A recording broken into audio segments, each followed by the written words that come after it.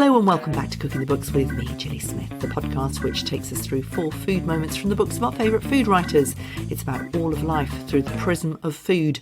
And this week I'm with the Queen of the Fowl Mouths Supper Club, co-director of the British Library Food Season, and now author, Melissa Thompson. And I think food is a really good way to talk about difficult issues because you can get everyone sat down around a table eating and then you kind of like bring it on to them, almost like sneaking it in through the back door. Her debut cookbook, Motherland, is the story of the Jamaica that was her father's family home. As she traces its history through its food, she uncovers the stories of its people, its struggles and its resourcefulness. I asked her what it feels like to hold her first book in her hands. It's quite crazy because the book is how I imagined it. It's kind of the book that I pitched, and even the title, which I thought was going to be a working title until someone came along with a better one, and actually like Motherland works really well. So it's just quite nice. I guess it's like a bit of a confidence boost, right? You have this idea and then it becomes realised, and it's and I'm just really pleased with that. I feel very lucky to be in a position to be able to tell this story. Yeah, and you always were in the position to tell this story, but you kind of didn't know it. And I love that process. I love the way that food helps you find out who you are. I mean, you know, you're one in a line of many, many people who have trodden this path. Pitching a book, it's like bringing together all the things that you are and all the journey so far into a kind of narrative that pieces together. We'll go back to your Motherland in a minute, but you know, you were a journalist, you were a supper club host, cooking Japanese food. Yes. How did you get from Japan to Motherland? So, doing a supper club and doing Japanese comfort food, it like everything just, I never had a plan and things just happened. And the reason I cooked Japanese food is because my sister-in-law made karaage chicken for me one day. She's Japanese, and it blew my mind. It was so tasty. And then I would literally make it for my friends every weekend. It felt like a run of maybe 2 months because we were obsessed with it. And I would take all the ingredients round to their house, make it, we'd eat it. And then I saw a sign for it was a course on how to run a supper club. And it was on a whim. I booked onto this course. It was a weekend course. And then, I guess I was, how old was I? Almost 10 years younger. And I guess it's that kind of the arrogance of youth, right? And I was like, I'm going to start a supper club. Did a trial run for my friends. That was great. And then I just did it. And I think the first time before the doorbell rang, or when the doorbell rang for the first time, and I had strangers coming to my house. And I was like, oh my gosh, like I'm going to have strangers coming into my house. They paid for me to cook for them. And so then it was with this theme. So kind of the Japanese comfort food that I cooked, it was like karaage chicken was always there, but then it was always other stuff as well, like getting into smoking, so like doing sort of smoked miso short rib and things like that. And then it kind of grew just by itself, really, doing into a pop-up and then into residencies when I left journalism. So that was never the plan, and it kind of just almost ran away with me. And then it was almost like, right, where am I going to take this now? And then I got pregnant, and for the first 3 months of being pregnant, I was in the kitchen and it was just the worst thing, like the nausea, the exhaustion. Oh. So I took a month off and then I never went back to it. And so then when I had my daughter, because obviously I had to leave the cooking behind and that had been my main source of income. So I started doing bits of writing and trying to kind of get it back. And then when lockdown happened, and because I was always cooking Jamaican food, like that was always kind of part of my repertoire. Like I love food from all over the world, but obviously Jamaican food kind of has a very special place in my heart.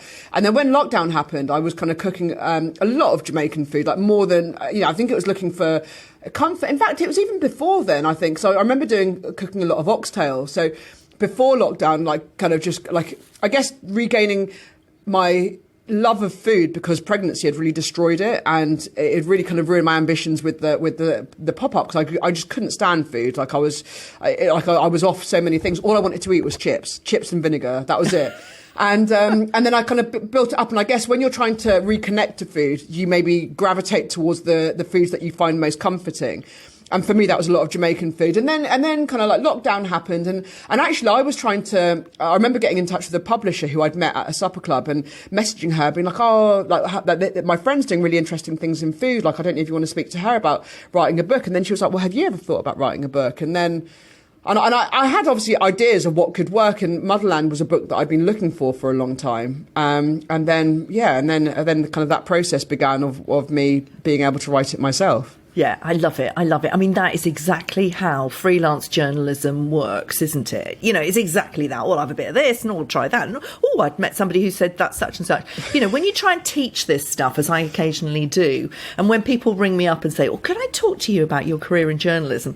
I mean, it's exactly that, isn't it? There is no plan. You just have to say yes to everything and keep your ideas coming, and constantly. It's that energy, isn't it? And it's so wonderful. It's a fantastic story, and I hear it so often. It's very life affirming, actually. I love it. Well, I think it's about the love, isn't it? And I think a lot of people, like I get a lot of people saying, like, how do I get to do what you're doing? And it's like, well, you know, or how do I get into food writing? And it's like, well, where are you writing now? And they say, I'm not. And it's like, well, you need to be writing because you want to, not because you want to write a cookbook, not because of any other reason. You need to be writing because you want to. And then when you follow your ambitions and you put your all into it, then opportunities come out of that. Yeah, it's wanting to communicate your passion about something, isn't it? It's feeling on fire, needing to get those words out and tell people about it. Yes. Thank God for Instagram.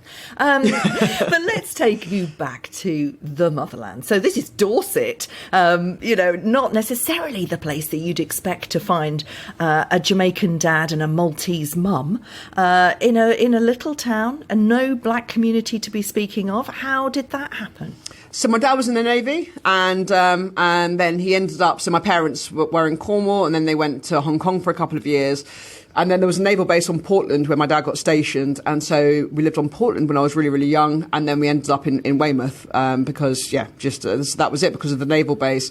And there were, I mean, I can't think of any other Jamaicans who were living in Weymouth at the time. There were a few other black people, but I mean, the West Country is kind of there aren't. I mean, still to this day, I don't think there's kind of like a lot of people of colour in the West Country. More than there were, but not very many. Which can be a hindrance, but for you, it was a real plus, wasn't it? It gave you a strong sense of voice, and you had a voice anyway. You were already a writer. You went straight into working for the local newspaper.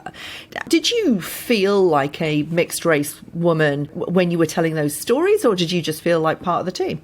It was interesting because, I mean, growing up, I think, especially looking back, I think there was a feeling of like displacement in me, because there were things like, I remember my hair wouldn't swing. Like, you know, so my hair ended up being chemically straightened for years.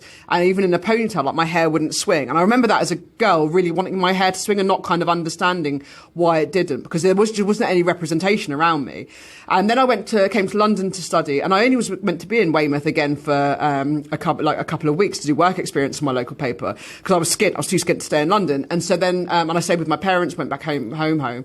And then I ended up staying for about 3 years, and I threw myself into that job and did some food writing, but I also did a column called Bygone Days, which essentially was going around to older people's houses and sitting there for about 3 hours over a cup of tea, going through their old photographs and kind of like making these stories.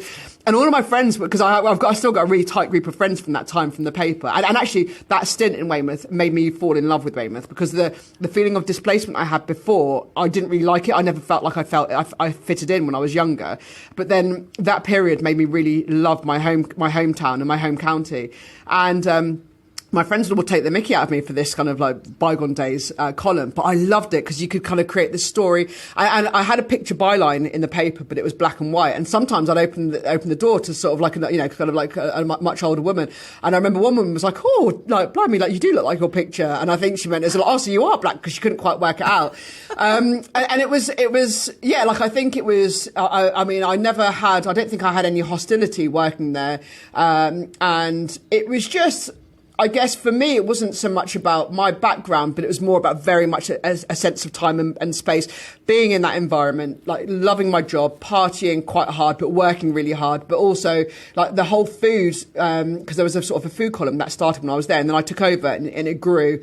And going to, I feel like the farm to table experience was almost like kind of really exciting to grow, people kind of caring about like provenance and like artisanal produce. And obviously the West Country is amazing for that kind of thing. So I'd like I went to an abattoir once and watched like cows being killed and watched the whole process, like getting really close up to it, and doing loads of things with like farming and like cheese making and all sorts of stuff like that, like going fishing, and it was just a really magical time. Yeah, so you were already writing about food and identity. You just weren't writing about your food or your identity. Quite.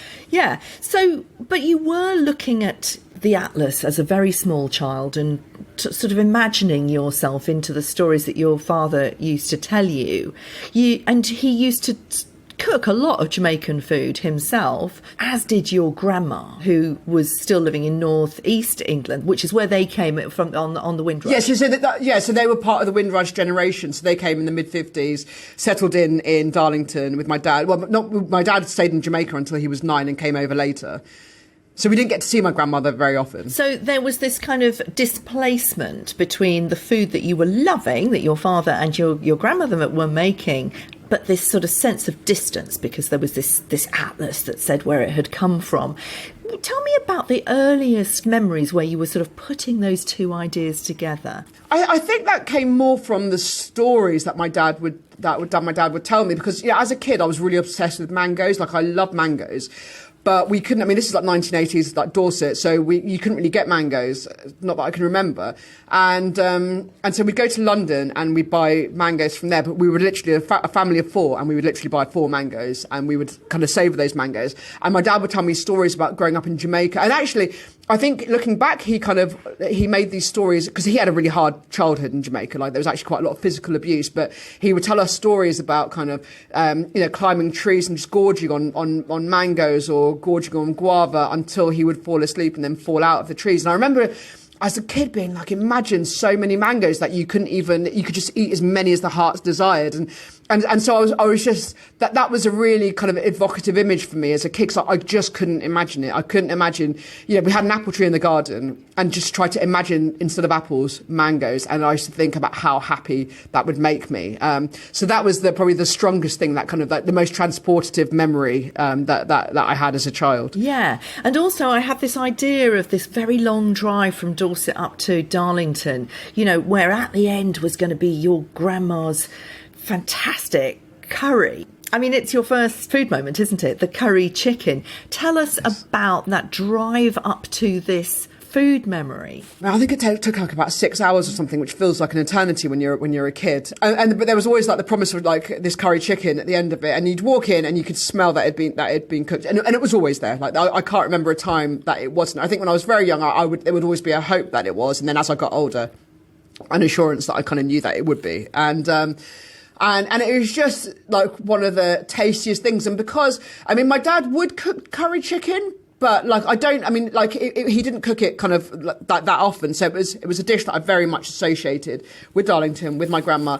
And then when I can't remember how old I was quite young, and I just asked to watch while she was making it.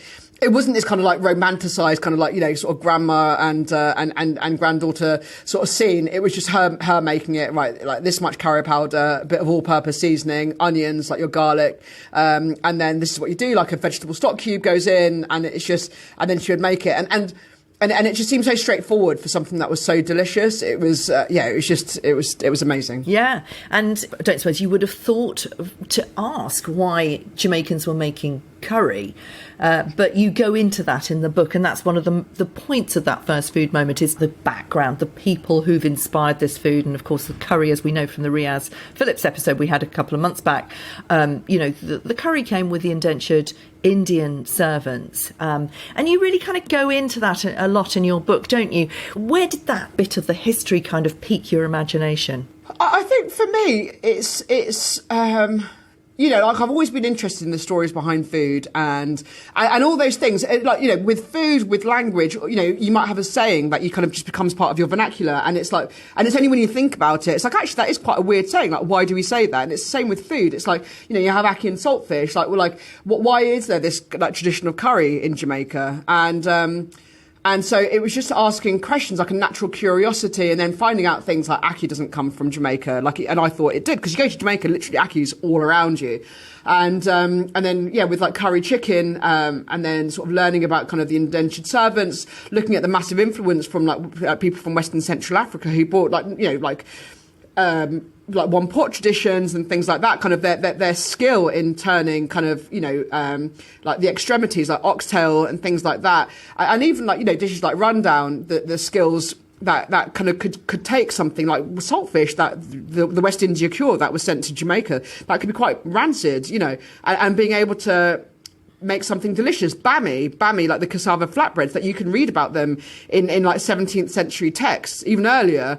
And even though the indigenous Taino kind of were pretty much decimated by the Spanish, these bami are still kind of widely eaten. And that blows my mind, like this kind of connection with it. So, you know, when I'm grating cassava, to make them into bami, and it's quite a laborious process, but it's like it instantly transforms me to those people who kind of their ingenuity made food a dish, or like a part of a dish, or kind of, you know, that has sort of survived, you know, centuries later. That has endured for so long, and people still get a massive pleasure out of it. Yeah, the roots, despite so much transience, so much suffering, that the food becomes very much rooted to who people are. Your second food moment, the jerk pork, tells of the wild pigs in the mountains caught by the Maroons, the people who'd escaped enslavement to live in the mountains. You know, so the jerk pork, again, a typical Jamaican dish, comes with so much history. Tell us about that food moment. I think learning the story of jerk, I think, like, jerk gets so mistreated, I think, kind of in, you know, away from Jamaica, and you have different chefs, like, not giving it the respect that it deserves. And I think people think that Jamaicans are just, like, unnecessarily precious about it, but actually it's because it's such a dish that represents the resistance that is at the heart, I think, of so much Jamaican food. It's so important, and this idea of, like, you know, people like Maroons and sort of surviving Taino, and the fact that we get the word barbecue from the Arawak word barbacoa, and then that kind of, like, you know, union, and capturing these kind of, like, these wild pigs, and then seasoning them as much for preservation as for taste, and then cooking them, like, underground, like wrapping them in leaves, cooking them underground, and it's just really, like, it was just really, really clever. And then how that came down the mountains, and then it began to be kind of sold commercially. And now if you go to Boston,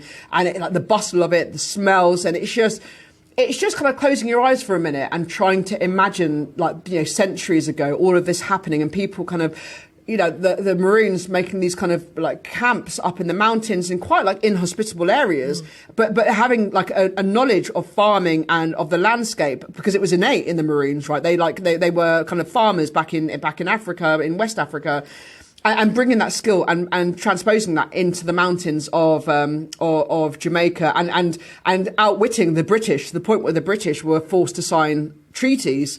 And so, like, jerk pork, and then, you know, if you go to Jamaica and you eat the jerk pork, and it's like the kind of the smokiness of it, it's so tasty, and it's and I guess the jerk pork we have today is probably quite different to what there was back in the day, because it's kind of like, I think the flavours have probably been kind of made more intense, but it's still kind of that connection. Yeah, absolutely. I think it was Kalpna Wolf who was talking about her book Eat, Share, Love, where she was talking about burying the pork underneath the ground was to stop the smoke being seen. Yes, so the smoke wouldn't give away their location. Yeah. And then after the treaty was signed, then they could be a bit more open about it. And there are texts, I write about it in the book, where people kind of, you know, have a big bit of cooked pork and go around the town kind of, like, selling it to people.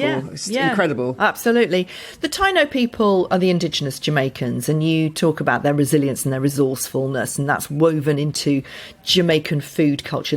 Was that something that you discovered when you went on this fantastic trip in 2021? Yes, I knew about the Taino before then, and then obviously in my research I kind of found out more, and I think the most striking thing for me is this narrative that we have in the West, that a lot of indigenous people in the Americas died due to a lack of immunity against kind of these new diseases that were coming from the so-called old world.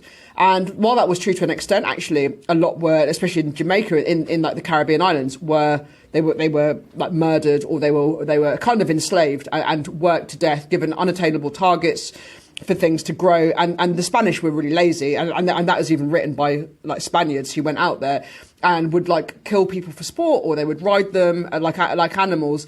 And then so finding out about these Taino, who were actually quite excited about seeing these kind of, like, new people, opportunities to trade. And in Columbus's first writings, he was like, oh yeah, they seem really friendly, I think we can convert them to Christianity, they would make good servants. So he knew instantly what their plans were. And that kind of really upset me. So I guess it's almost to try to give them a voice, to try to humanise them, and because so much of their culture was lost. and they didn't have a written language. So the biggest eye-opening bits were the contemporaneous texts written by the Spaniards. There was like a Spanish priest who went out with them, who was quite horrified by what his fellow countrymen were doing, and I really wanted to be able to tell that. I mean, because my dad was so annoyed when I was a kid if anyone spoke about Columbus in positive terms, or that he discovered the Americas, and it was this kind of constant refrain, like, how can you discover something when people are already living there? Well, exactly. And you make the point that the colonisers made so much money through stolen free labour that it funded the Industrial Revolution, not least in the UK. Yeah. Your third food moment is the Guinness Punch Pie, which shows the influence of empire the other way.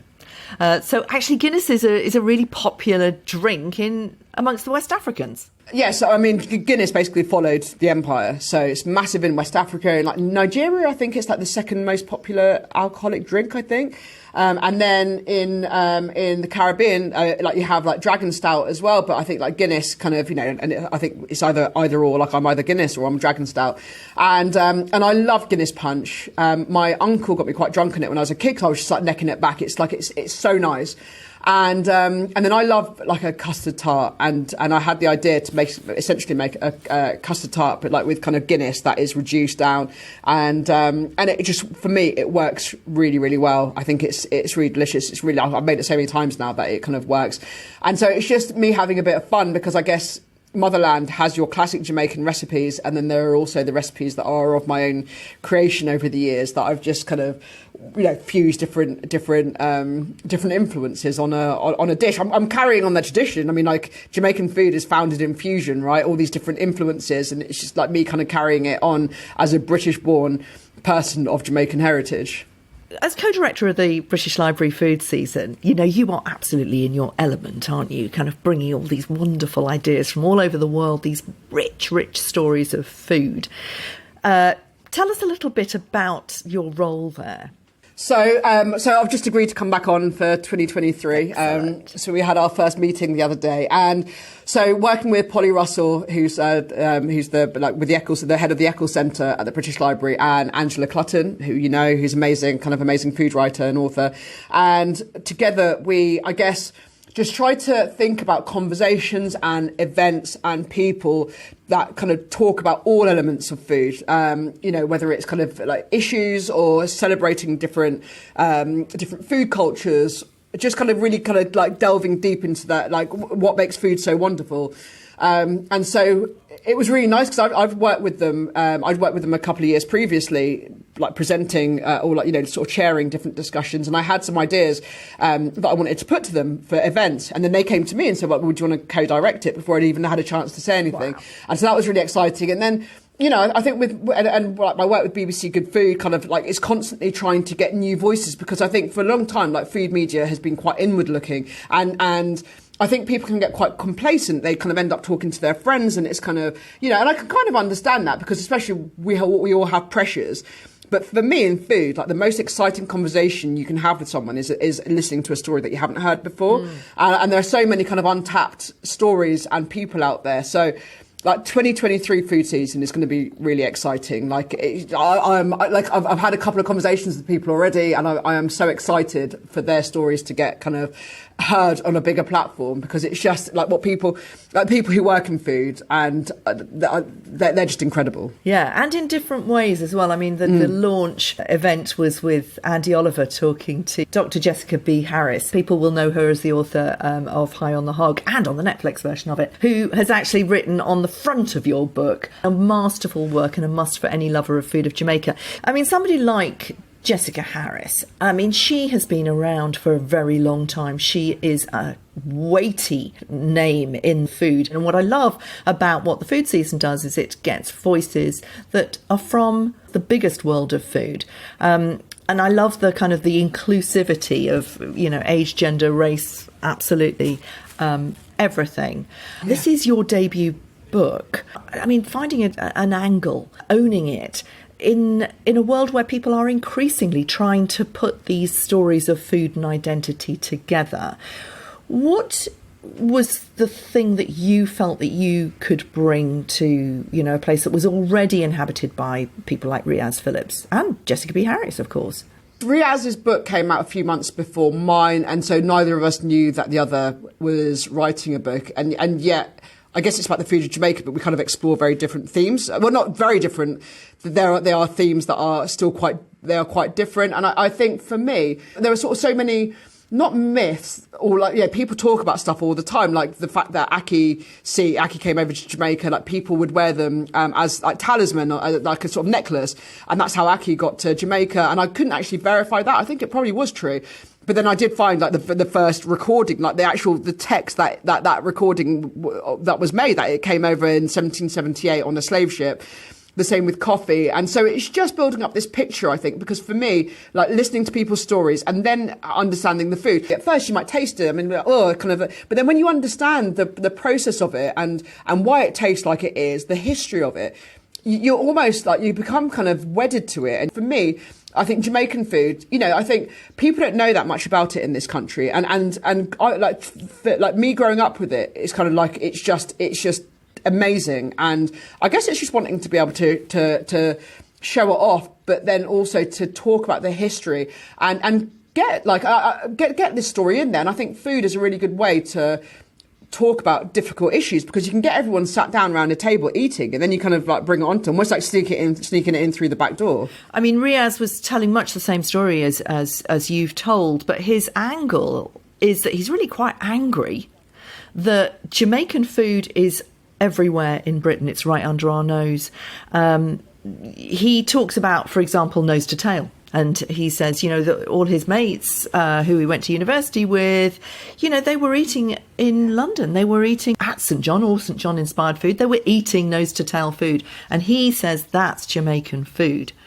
Do you have that same sense of anger as he has? I wouldn't call it an anger. I find it quite frustrating. There are so many different things like nose to tail eating, and I've spoken about this with like kind of, I love St. John, I love Fergus Henderson, but people almost think that's the advent of nose to tail eating, and it's not just Jamaican food. I mean, look at like sort of like the Chinese who've been cooking, like and the racism that the Chinese community have faced for their approach to food, because they like this idea that they eat everything, and it's like, oh, but when a cool Shoreditch restaurant does it, that's okay. But these communities around the world, like across like Africa, kind of the idea of eating all of the animal. Like animals don't die in vain. Like we will make the most of it. We'll eat their tongue. We'll eat their the offal. We eat the extremities. And so it's quite annoying that there's this kind of, because there's still this like dichotomy of people kind of still othering certain cultures for doing that, and yet really embracing white British culture for doing it. Like veganism, right? Like if an alien landed on the earth and learnt about veganism in this country, they would think it had been invented by kind of like young white women in West London in like 10 years ago.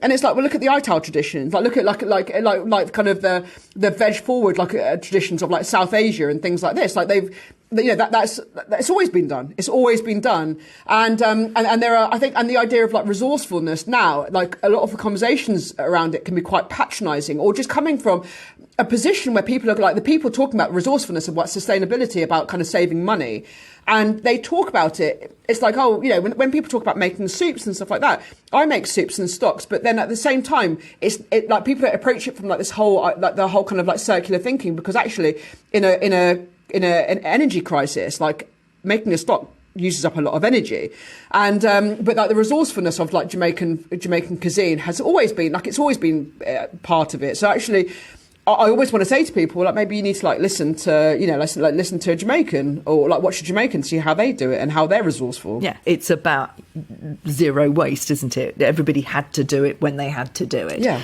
And your fourth food moment has to do with what we were just talking about with nose to tail. It's the Oxtail Nuggets. It's using bits of the animal that actually we don't use enough of. Tell me why you chose this one.